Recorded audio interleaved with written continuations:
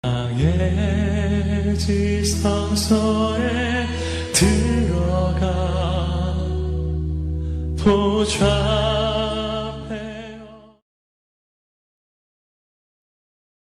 할렐루야. 오늘도 중고등부 우리 선생님들 귀한 찬양 감사를 드리고요. 신종 코로나 바이러스로 인해서 지금 온 나라가 큰 염려와 근심 또 두려움과 공포 가운데 자리하고 있는데요. 여러분 이럴 때일수록 마음을 잘 관리하시기를 간절히 바랍니다. 우리는 하나님의 사람이죠. 우리가 이럴 때일수록 하나님을 바라보면서 더 겸손히 하나님께 나아가서 기도하고 또 하나님을 의지하며 도움을 청하는 그런 믿음의 삶이 불릴 듯 일어나기를 간절히 바랍니다. 악도 선영하시는 하나님, 모든 것이 협력해서 선을 이루게 해 주실 줄로 믿습니다. 다윗은 천만인이 나를 에워싸 진칠지라도 나는 결코 두려워하지 아니하리로다 그랬어요. 내가 사망의 음침한 골짜기를 다닐지라도 해를 두려워하지 않을 것은 주께서 나와 함께 하심이라. 주의 지팡이와 막대기가 나를 안위하시나이다. 이런 위대한 믿음의 고백을 하며 살아왔는데, 오늘 이 다윗의 믿음이 오늘 여러분의 믿음이 되시기를 주님의 이름으로 간절히 축원드립니다. 우리가 조심 또 조심하면서 동시에 우리의 마음은 하나님을 향해서 그 어느 때보다도 더 뜨거운 믿음으로 오늘도 졸지도 아니하시고 주무시지도 아니하시면서 우리를 지켜주시고 보호해 주시는 그 하나님의 은혜를 기억하면서 강하고 담대하시기를 간절히 바랍니다. 오늘 말씀은 사도 바울이 이 갈라디아 교우들을 위로하며 권면한 그런 말씀입니다. 우리가 선을 행하되 낙심하지 말지니 포기하지 아니하면 때가 이름에 거두리라 라고 하는 그런 놀라운 말씀이죠. 우리가 믿음의 길을 걸어간다는 것 자체가 어떻게 보면 선한 삶을 살아가는 것이죠. 그래서 이 선이라고 하는 거 하나님이 오늘 우리에게 주신 놀라운 축복이고 또 하나님의 사람의 증표이기도 하고 또 하나님의 사람의 향기이기도 하죠. 그래서 이 선이라고 하는 거 제가 금요 성령 집회 때 선하심 하나님의 의미를 설명드렸던 것처럼 선은 하나님께로부터 흘러나오는 토부, 하나님이 우리를 만드신 본래의 자리, 바로 이것이 선을 의미하는데, 그래서 믿음의 삶을 살아가는 사람들은 누구나 선한 삶을 살아가게 돼 있어요. 그런데 우리가 이런 선한 삶을 살다 보면 반드시 적을 만나게 된다. 가장 무서운 적이 누구냐면 다른 게 아니고요, 바로 낙심이라는 적이에요. 낙심이라는 적. 여러분 언제나 그렇습니다. 우리가 믿음의 길을 걸어가다 보면 우리의 적이 어디 외부에 있는 게 아니에요. 가만히 보면 우리 안에 있습니다. 가장 무서운 적은 우리 내면에 있는 적이에요. 그래서 우리가 선을 행하다가 때로 보면 흔히 요즘 젊은 친구들 하는 말대로 땅굴 파고 들어간다는 거예요. 골 파고 들어간다는 거예요. 왜 그러냐면 자기 내면에 있는 낙심이라는 적을 만나서, 남들은 그렇게까지 보지도 않고 남들은 그렇게 관심을 그만큼 자기 자신에 관심 갖지도 않는데 사람들의 말 한마디, 사람들의 시선 하나, 괜히 그런 것들이 상처가 되고 낙심이 돼가지고 그냥 자기 혼자 무덤을 파는 이런 안타까운 일들이 우리 주변에 사실 있는 것이 사실입니다. 이 낙심이라는 적, 그 적을 언제나 물리칠 수 있는 그런 뿌리 깊은 영성이 여러분 가운데 있기를 간절히 바랍니다. 이 낙심이라는 말, 이 국어사전적인 의미는 이런 말이죠. 바라던 일이 이루어지지 아니하여 마음이 상한 상태다 라고 하는 그런 얘기예요. 우리가 오랫동안 뭔가 기도하면서 간절히 바라왔는데 그것이 뜻대로 되지 않았을 때 마음에 상처가 되고, 그래서 마음이 무너지는 이런 경우를 가리키는 것이죠. 이 헬라어 언어로는 엔카케오라고 하는 말이에요. 이 말을 번역한 거죠, 한글로. 이 엔카케오라고 하는 말은 정신적인 무너짐, 그러니까 정신적으로 우리가 어떤 일을 고대하고 기대하면서 오랜 동안 그것을 얻기 위해 노력했는데 그것이 뜻대로 되지 않아서 그래서 우리가 정신적으로 상처를 받고 지쳐 쓰러져 있는 그런 상태, 엔카케오. 근데 이런 상태만 얘기하는 것이 아니고 이 엔카케오라고 하는 말에는 육체적으로도 이제는 탈진해가지고 이걸 번아웃 했다 그러죠. 영어로는 너무 지쳤어. 이제 더 이상 움직일 힘이 없어. 완전히 탈진돼 버린 그런 상태. 그래서 이 정신적인 그리고 육체적인 이 탈진 상태, 무너진 상태, 바로 그 상태를 우리가 엔카케오라고 하는 거예요. 선을 행하다 보면 때로는 우리가 이런 상태에 자리하기도 된다는 거예요. 그럴 때 모든 걸 다 내려놓고 싶죠. 그냥 하던 거 다 내려놓고 싶고 모든 걸 다 포기하고 싶을 텐데 그렇게 하지 말라는 거예요. 끝까지 믿음으로 인내하면서 포기하지 아니하면 때가 되면 어떻게 된다고요? 거두리라. 아멘입니까? 이 믿음이 여러분 가운데 있기를 간절히 바랍니다. 여러분, 낙심은 가만히 보면 아무나 하는 게 아니에요. 낙심은요, 정말 열심히 산 사람들이 낙심합니다. 열심히 살지 않은 사람들은요, 낙심도 못합니다. 그냥 적당히 살아온 사람들에게는요, 큰 낙심도 없어요. 정말 최선을 다하는 사람들, 성실하게 기도하고 또 하나님의 선한 사업을 위해서 자기 목숨을 내놓고 최선을 다했던 사람들, 이런 사람들일수록 낙심이라는 적을 만나게 돼 있다는 거예요. 이렇게까지 열심히 했는데, 이렇게까지 오랜 동안 기도했는데, 이렇게까지 하나님의 교회를 섬겼는데, 이렇게까지 내가 믿음의 삶을 살면서 몸부림쳤는데 어떻게 하나님이 우리 가정에, 우리 자녀들에게, 내 삶에 이럴 수가 있는가? 이렇게까지 했는데 결실이 없어요. 그랬을 때 오는 이 낙심이라고 하는 거, 마음의 상심이라고 하는 거 정말 감당하기 어렵죠. 그래서 여러분, 사람들이 기도하다가 기도의 자리를 떠나는 이유도 다른 게 아니에요. 낙심해서 떠나는 겁니다. 기도도 했는데 어떻게 하나님이 역사하여 주시지 않냐는, 이렇게 내가 열심히 섬겼는데 어떻게 내 삶에 이런 일들이 일어나는가? 낙심이 오는 거예요. 그래서 낙심해서 그 자리를 떠나는 거예요. 봉사하다 낙심하고, 기도하다 낙심하고, 또 여러분들이 사회생활 하면서 믿음을 가지고 이 신실한 영적 가치를 가지고 살다가 내가 이렇게 살았는데 손해만 보고 뭔가 결실이 없고 열매가 없을 때, 에이, 이렇게 살 필요 있을까? 나도 세상 사람들처럼 그냥 그렇게 좋은 게 좋은 거지, 그냥 적당히 타협하면서 그렇게 살게 되는 이유가 어디 있는가? 낙심 때문에 그래요. 낙심이 찾아오니까. 그래서 이 낙심의 적을 이기지 못하고 우리가 선한 삶의 자리에서 스스로 떠나고 있다는 거죠. 그러나 여러분, 기억하시기 바랍니다. 낙심은 금물입니다. 낙심은 뭐라고요? 금물이에요.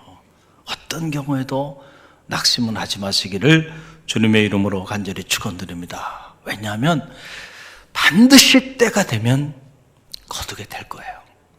이 믿음이 여러분 가운데 있기를 바랍니다.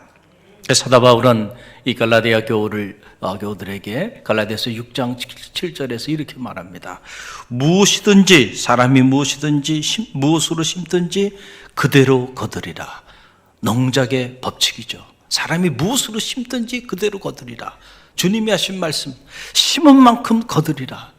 할렐루야. 심지 않은 데서 내가 거두는 줄 아느냐? 아니에요. 너희가 기도하며 심었느냐? 반드시 때가 되면 거두게 될 거다는 거예요. 당장 이루어지지 않다고 해서 너희가 기도하며 심었던 그 일들이 다 사라져버리는 거냐? 아니라는 거예요. 반드시 어딘가에 그 씨앗이 뿌려져 있고 때가 되면 반드시 열매를 맺게 돼 있다는 거예요. 그러니까 사람이 무엇으로 심든지 그대로 거둘 거야. 그러니까 낙심하지 말아라. 그러면서 오늘 본문 바로 앞절에서 갈라디아서 6장 8절에서 바울은 이렇게 말합니다. 자기의 육체를 위하여 심는 자는 육체로부터 썩어질 것을 거두고 성령을 위하여 심는 자는 성령으로부터 영생을 거두리로다 하네요. 인풋이 있으면 아웃풋이 있는 거예요. 그냥 우연히 아웃풋이 있는 게 아니에요. 그 아웃풋은 인풋이 있었기 때문에 그거의 결과로 주어지는 거예요. 우리의 삶도 똑같습니다. 오늘의 삶은 어제의 우리의 인풋의 결과죠. 오늘 우리가 어떻게 사는가가 내일의 삶을 그 결과로 또 열매를 따먹게 된다라고 하는 그런 얘기예요. 콩 심은 데 콩 나고요, 팥 심은 데 팥 나는 겁니다. 사도 바울이 지금 그 얘기를 하는 거예요. 너희가 육체를 위하여 그렇게 몸부림치며 육신에 연락하며 살았느냐? 그럼 반드시 때가 되면 너희가 그렇게 살아온 그 육체의 소욕을 따라 살았던 그 삶으로 인하여 썩어질 육체로부터 너희가 썩어질 것을 거두게 될 거다. 그러나 너희가 성령을 위하여 영적인 삶을 살아왔느냐? 그렇다고 한다면 낙심하지 말래. 반드시 그 성령으로부터 영생을 거두게 될 것이다. 할렐루야. 이런 놀라운 말씀이죠. 여러분, 지난주 금요일 저녁에 갑자기 막 장문의 카톡이 계속 막 연이어서 오는 거예요. 깜짝 놀랐어요. 그래서 이렇게 보니까 한 15년 전에 헤어졌던 저희 대학 제자로부터 그냥 장문의 카톡이 계속 이렇게 연이어서 카톡이 온 거예요. 제가 깜짝 놀라서 이렇게 이제 카톡 내용을 봤더니 이런 내용이에요. 제가 잠시 읽어드리면 이렇습니다.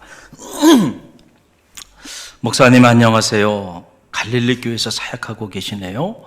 저는 연세대학교 한울림 성가대원이었던, 이름은 공개하지 않겠습니다. 아무개예요. 하하. 매번 학교 안 다니고 문제아요. 잘 지내시죠? 저기 목사님 너무 감사해요. 제가 힘들었을 때 목사님께서 새벽 기도를 다니는 것을 알려주셨고, 제가 학교에서 친구 없었을 때 목사님께서 있는 그대로 저를 용납하시고 새벽 기도 후에 저희들 아침도 사주시고 하셨잖아요. 그때 목사님께서 저를 있는 그대로 환영해주고 받아주지 않았다면 저는 갈 곳이 없었을 거예요.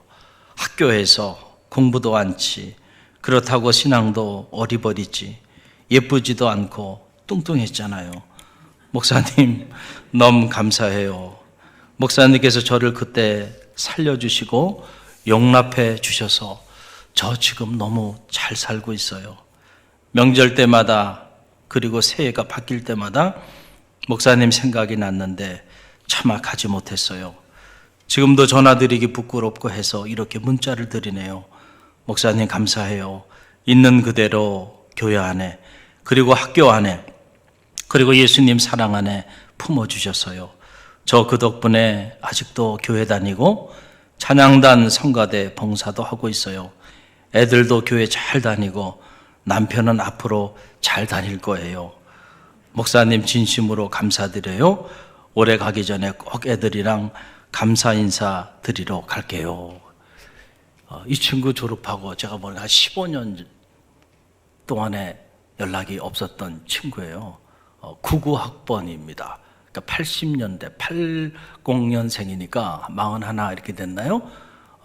지금 서초구 신반포 쪽에 사는데 아주 잘 살고 있어요. 아주 행복하게. 초등학교 5학년 딸과 3학년 아들하고 신앙생활도 잘 하면서 신반포 교회에서 너무너무 잘 살고 있는데, 그러는 거예요. 제가 통화를 했어요. 본인은 쑥스러워서 통화도 못하겠다 그래서 제가 전화를 했더니 하는 말이 그 얘기예요. 사실 그때 나를 만났을 때 캠퍼스에서 그때 자기는 죽고 싶었다는 거예요. 나는 몰랐어요. 걔가 그렇게까지 힘든 상황에 있는지를. 정말 죽고 싶었다는 거예요. 자기는.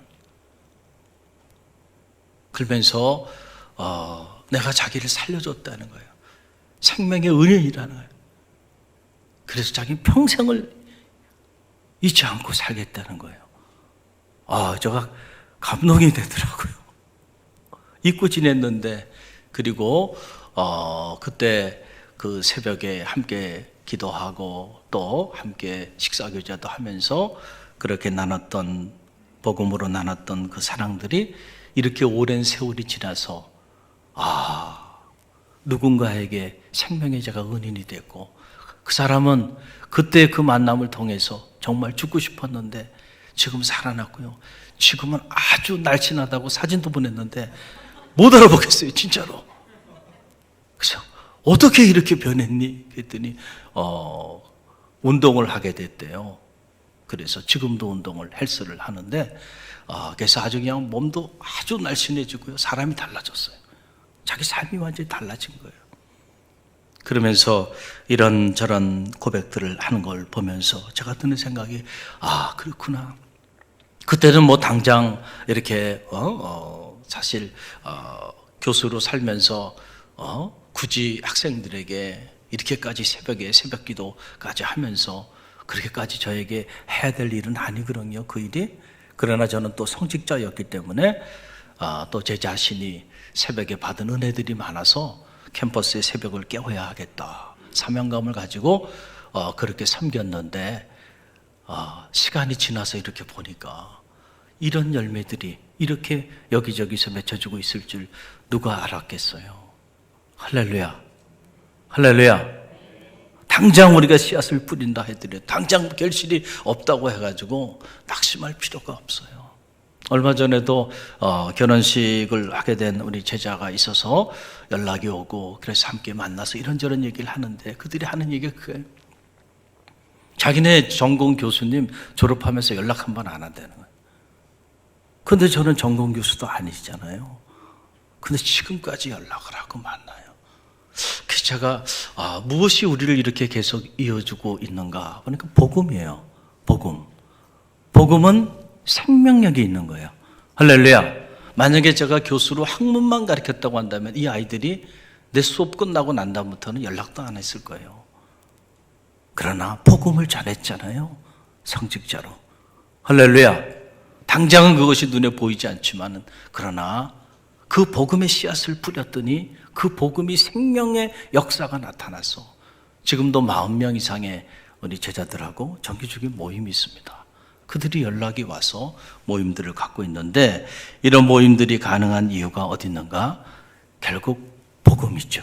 그래서 제가 복음의 능력을 다시 한번 깨닫게 되고, 그리고 그 복음의 씨앗을 뿌릴 때, 그때 당시에는 무슨 아무런 역사도 나타나지 않냐고, 굳이 이런 것들을 이렇게 할 필요가 있을까? 학교는 교육기관인데 이렇게 영적인 이런 일에 이렇게까지 시간 내서 할 필요가 있을까?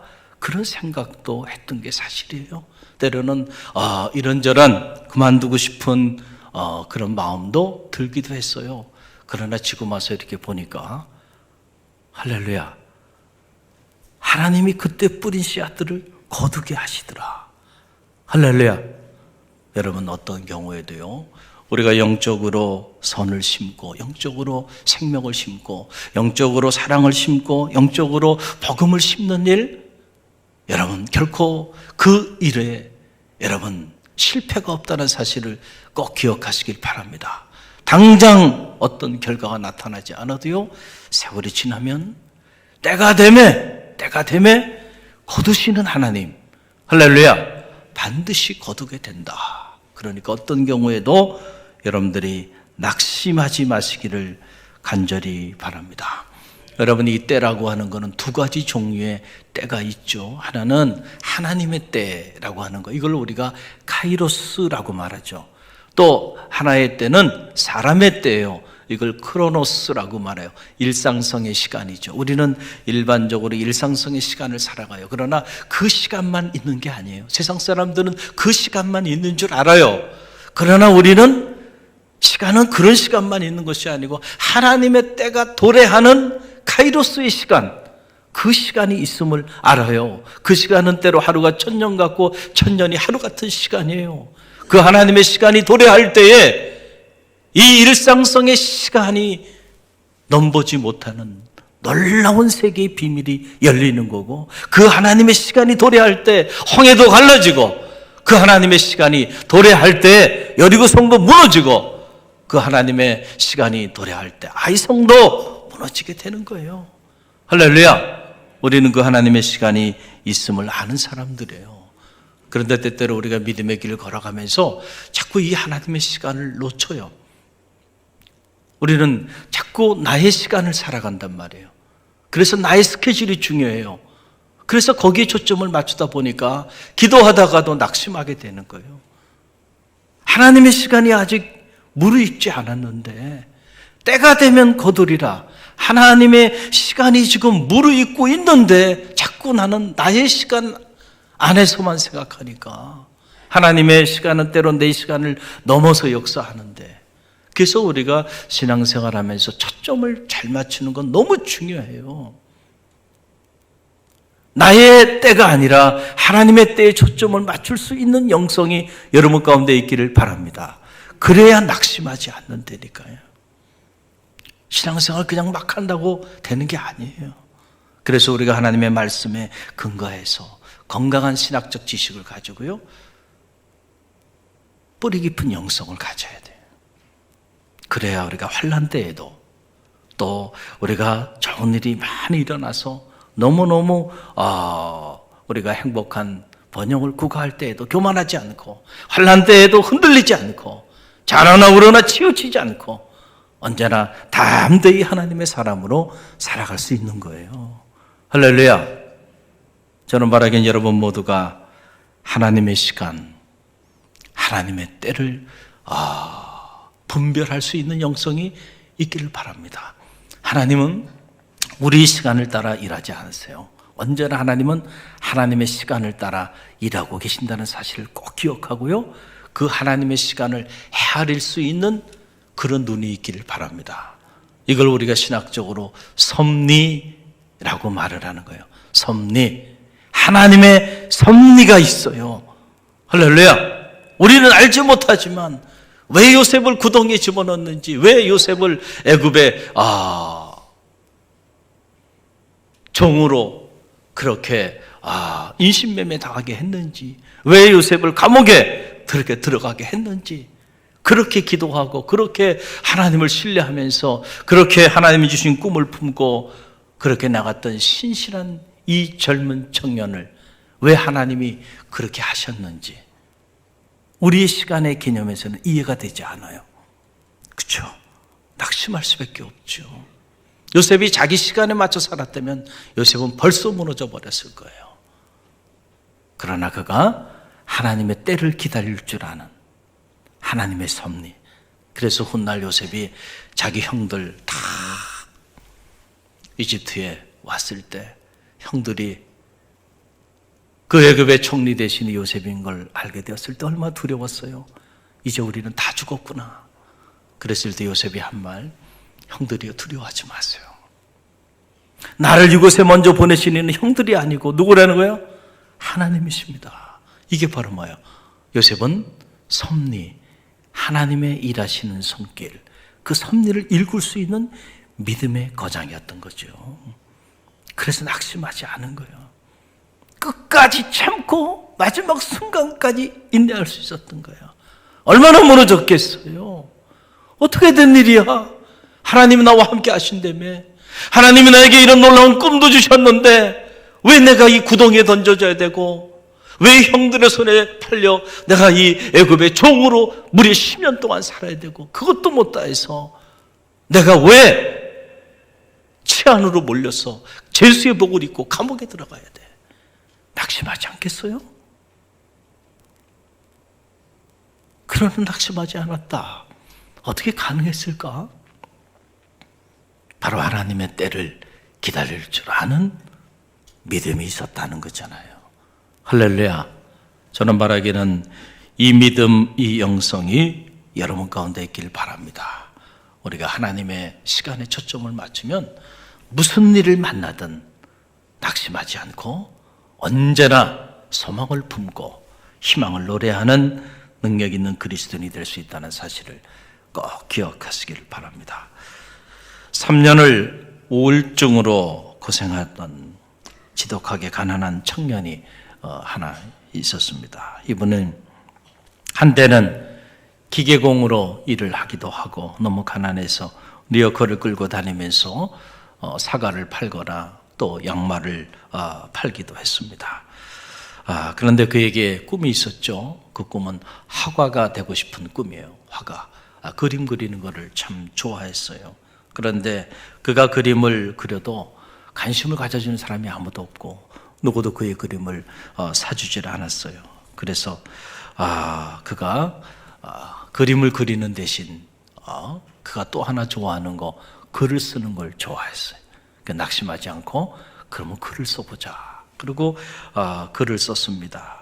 7년을 한결같이 글을 쓰기 시작해서 이제 원고 하나가 만들어졌어요. 출간을 해야 되겠다 생각을 하고 출판사마다 다니면서 출판 제의를 했어요. 다 거절을 당한 거예요. 여러분, 우리가 이 거절당한다고 하는 것이 주는 상처라는 것은 참 큰 거잖아요. 7년 동안 그 어려운 가운데서도요, 야학원에서 아이들을 가르치면서 겨우겨우 생계를 이어가면서 글을 썼는데 아무도 그 가치를 인정해 주지 않는 거예요. 한 군데 갔는데 이거는 출판할 만한 그런 원고가 못 됩니다. 거절당해. 낙심하지 않고 또 무려 5번이나 5군데를 갔는데 다 거절당했어요. 여러분 같으면 어떨 것 같아요? 이거는 아닌가 보다. 그리고 얼마나 스스로 좌절하고 낙심하면서 스스로 무덤을 파고 들어갔겠어요? 그런데 끝까지 낙심하지 않고요, 6번째 출판사 문을 두둥깁니다. 그런데 마침 그 6번째 출판사에서 그 글을 출간해 주겠다고 허락을 받아요. 그리고 출간된 책이 그 유명한 연탄길이라는 책이에요. 베스트셀러가 된 책. 바로 그렇게 나온 거예요. 그리고 그 책 안에 그가 직접 그린 그림 31장의 컷이 들어가 있어요. 졸지에 베스트셀러 작가가 되고 그리고 화가가 된 겁니다. 이어서 출간된 책들이 행복한 고물상, 곰보빵, 모두 다 베스트셀러가 됐죠. 바로 이분이 우리가 잘 아는 이철환 씨입니다. 그가 참으로 힘들고 어려울 때마다 낙심하지 않을 수 있었던 이유가 어디 있는가? 이 곰보빵이라고 하는 그의 책 안에 그가 기록으로 남겼어요. 낙심할 수밖에 없는 일들이 너무너무 많이 있었는데 그때마다 낙심하지 않을 수 있었던 비결, 그는 이렇게 고백합니다. 나는 절망하지 않았다. 하나님이 계셨기에 나는 결코 절망하지 않았다. 그랬어요. 이 소설가 이철환 씨가 그 어려움 가운데서도 낙심하지 않고 꿈을 이룰 수 있었던 비결은 다른 게 아니고 뭐 때문에 그랬어요? 하나님 때문에 절망하지 않았다는, 진짜 믿음을 가지고 있는 하나님의 사람이죠. 또 최근에 대한 기독교 서예에서 예수 믿으면 행복할까요? 라고 하는 책도 또 출간하고, 하나님의 사람. 오늘도 하나님은 살아계시고요, 하나님께서 하나님의 사람들을 통하여 참 빛나는 삶을 살게 하는 것들을 보게 되고, 그가 살아왔던 그 고난의 세월들이 이제는 그림이 되고 그것이 그의 문학의 내용이 되고요. 어찌하랴겠나 그 고난의 시간들이 오늘 그의 새로운 삶의 미래의 동력이 되게 하실지. 하나님을 사랑하는 자, 그 뜻대로 부르심을 입은 자들에게는 사실 모든 것이 협력해서 선을 이루는 거예요. 우리는 잘 모르죠. 왜 이렇게 하시는지 모르지만은 왜 이때 하나님 이렇게 역사해 주지 않는가? 내 스케줄에 따라, 내 생각 따라, 내 방법대로, 그런 하나님 뜻대로 내 시간을 넘어서고 내 계획을 넘어서고 내 방법을 넘어서 일하신다니까요. 그러나 언제나 우리의 생각이나 우리 계획보다는 하나님의 생각, 하나님의 계획이 훨씬 더 위대하고 훨씬 더 선하고 훨씬 더 옳은 방향이라는 사실을 꼭 기억하시길 바랍니다. 여러분, 그렇습니다. 하나님 살아계신데 여러분도 절대로 절망하지 마시기를 간절히 바랍니다. 하나님 돌아가셨나요? 아니잖아요. 여러분, 16세기 마틴 루터를 여러분 잘 아시죠? 종교개혁의 아버지죠. 루터가 종교개혁을 단행할 때 그의 마음이 너무너무 상심했을 때 그의 아내가 루터에게 어느 날 말합니다. 온 옷을 상복을 입고 나타나가지고, 그랬더니 루터가, 아니 누가 죽었냐 말이야. 누가 죽었냐고. 그랬더니 하나님이 죽었잖아요. 아니 무슨 말씀, 하나님이 죽었다니 무슨 얘기냐고. 하나님 살아계신데 그럼 당신은 왜 그렇게 낙심하고 있냐고. 할렐루야. 지혜로운 아내죠. 하나님 살아계신데 왜 이렇게 낙심하고 왜 이렇게 절망하고 있냐고. 오늘도 하나님은 살아계시고 하나님이 여러분과 함께 한다는 사실을 믿으시길 바랍니다. 그 믿음이 흔들리지 않기를 간절히 바랍니다. 모든 절망은 악마로부터 온다. 어느 문학가는 이렇게 말을 했죠. 모든 절망은 악마로부터 온다는 거죠. 그러니까 우리의 낙심과 절망 이런 것들은 하나님이 주는 마음이 아니고 누가 주는 마음이라는 거예요. 사탄이 주는 마음이에요. 우리 삶을 무너뜨리게 하기 위해서 사탄이 주는 마음이에요. 하나님이 주는 마음은 언제나 우리에게 용기를 주고 희망을 주고 소망을 주는 마음임을 여러분 꼭 기억하시기를 바랍니다. 저는 그런 생각을 해요. 하나님은 언제나 우리를 향해서 큰 그림을 그리고 계신데, 큰 그림 아시죠? 빅픽처가 있어요. 하나님 우리를 통해서 이루어지는 않은 큰 그림을 그리고 우리를 통하여 일하고 계신데, 우리는 너무도 작은 그림 속에 함몰돼서 조금만 힘들고 어려운 일이 있어도 너무 쉽게 낙심하고 너무 쉽게 불평하고 너무 쉽게 원망하고 너무 쉽게 무너진다라고 하는 사실이에요. 믿음이 깊어지면요, 나의 작은 그림을 내려놓고요, 하나님의 큰 그림을 바라볼 수 있는 눈을 갖게 된다는 거예요. 할렐루야. 그때는 고난도 유익한 겁니다. 환난도 유익한 거예요. 하나님이 이런 일을 통하여 어찌하랴. 하나님이 악도 선용하시는 하나님께서 이런 고난을 통하여 하나님의 놀라운 역사를 이루어 주실지, 그때 비로소 우리가 범사에 감사할 수 있는 거예요. 고난 속에서도 감사할 수 있는 거예요. 광야를 지나면서도 감사할 수 있는 거예요. 홍해 앞에서도 감사할 수 있는 거예요. 범람하는 요단강 앞에서도 감사할 수 있는 거예요.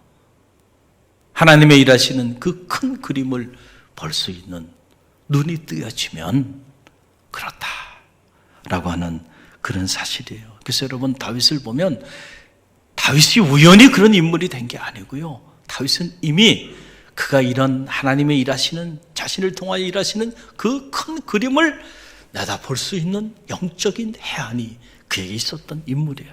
시편을 읽어보면 온통 거기에 관련된 그런 놀라운 기록들이에요. 여러분, 시편 42편 11절만 보면 이렇습니다.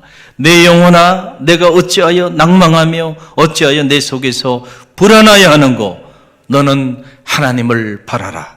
나는 내 얼굴을 도우시는 내 하나님을 오히려 찬송하리로다. 아멘. 뭐 다윗이라고 해서 불안하지 않았겠어요? 다윗이라고 해서 낙심하지 않았겠어요? 다윗의 생애에 그렇게 많은 대적들이 있었고, 그렇게 많은 원수들이 있었고, 그렇게 많은 그를 치고자 하는 대적들이 군대를 형성해서, 연합군을 형성해서 그를 쳐들어오고, 얼마나 많은 전쟁을 치렀습니까? 때로는 그의 마음에 낙심도 되고 그 마음이 불안한 마음으로 자리할 때도 있었죠. 그러나 그때마다 그가 자기 자신을 향하여 외치는 거예요. 내가 어찌하여 낭망하고 어찌하여 불안해하는고. 너는 하나님을 바라라. 할렐루야. 오히려 내가 그 하나님으로 인하여 하나님을 어떻게 하리라? 찬송하리로다. 할렐루야. 이 믿음이 여러분 가운데 있기를 간절히 바랍니다. 여러분, 오늘 어떤 삶의 문제로 여러분 힘들어하고 있습니까? 직장 문제 때문에 사표를 쓰고 하루하루 정말 절벽 위에 선 기분으로 그렇게 생활하고 있는 일이 있습니까? 사업상의 문제로 살아오는 판을 걷는 것 같은 그러한 고통스러운 시간들을 겪는 사람들이 있습니까? 학업의 문제로, 진로의 문제로 고민하고 번민하는 젊은이들이 있습니까? 또는 육체의 질병으로, 또는 이런저런 삶에 여러분이 감당하기 어려운 그런 삶의 무거운 짐들로 인해서 오늘 이 아침에 여러분의 마음이 무너지고 근심과 걱정과 염려가 여러분 가운데 찾아오고 있습니까?